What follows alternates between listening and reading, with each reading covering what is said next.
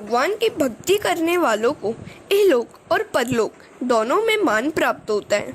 भगवान का कीर्तन करने से अजामिल भगवत धाम में पहुंच गया। भगवान के नाम का आसरा लेकर वह तर गया। अजा का अर्थ पहले माया कहा था, पर अब भगवान नाम का सहारा लेने पर अजा का अर्थ हो गया है ब्रह्म।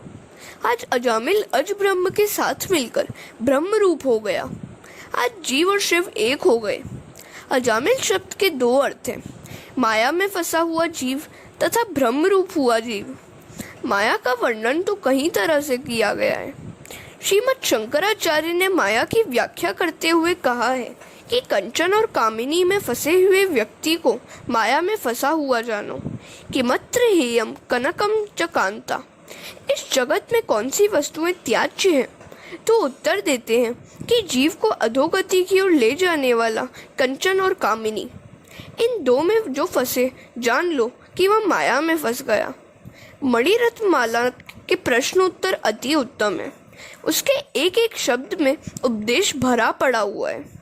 बद्धो ही को वा विषयानुरागी, को वा विमुक्ति विषय विरक्ति, को वास्ति घोरो नरक, स्वदेह तृष्णाक्षय स्वर्ग पदम किमस्ति।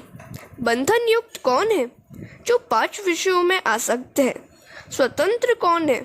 जो विषयों की ओर वैराग्य की दृष्टि रखने वाला है। घोर नरक कौन सा है? स्वदेह ही घोर नरक है। इस देह में सुंदरता कहाँ है? यह तो मांस, रक्त आदि दुर्गंध युक्त पदार्थों से भरा हुआ है। स्वर्ग के सोपान कौन से हैं?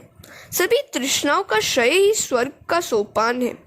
को वा दरिद्रो ही विशाल तृष्णा, श्रीमांश्च को यश समस्त तोष।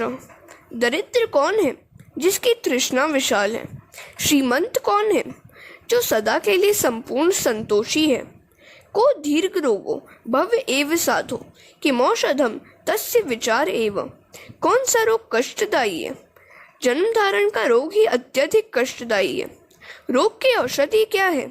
परमात्मा के स्वरूप का बार बार चिंतन और स्मरण करना ही इस भवरूपी रोग की औषधि है। अब अजामिल शब्द का दूसरा अर्थ भी देख लें। अज का अर्थ है ईश्वर। ईश्वर में, ब्रह्म में विलीन हुआ जीव ही अजामिल है। साधु होना कठिन तो है, किंतु सादगीपूर्ण जीवन में साधु बना जा सकेगा। साधु होने की नहीं, अपितु सरल होने की आवश्यकता है। जिसने रसों को जीता है, समझो कि उसने जग भी जीत लिया है। जितम सर्व जिते रसे। लौकिक सुख के प्रयत्न सफल हो जाएं तो मानो कि ईश्वर की कृपा नहीं है। लौकिक सुख की इच्छा और प्रयत्न असफल रहे तो समझो कि ईश्वर की कृपा हुई। इसका कारण यह है कि लौकिक सुखों में फंसा व्यक्ति ईश्वर भजन नहीं कर पाता। अजामिल का जीवन सुधर गया। अंत में वह विमान में बैठकर वैकुंठ धाम गया। अजामिल तो तर गया और साथ साथ संसार को उपदेश भी देता गया कि अतिशय पापी को भी निराश नहीं होना चाहिए। पापी को ऐसा कभी नहीं सोचना चाहिए कि नाम जप के लिए आवश्यक शुद्धि या निर्मलता उसमें नहीं है, अतः राम नाम जपने से क्या लाभ होगा। यदि वह ऐसा सोचता है तो वह यह भूल जाता है कि हर प्रकार की शुद्धि की प्राप्ति के लिए राम नाम का जप ही तो एकमात्र उपाय है। अति पापी होने पर पाप जल जाते हैं। भगवान का नाम जप पाप को भस्मीभूत कर देता है। हरे कृष्ण।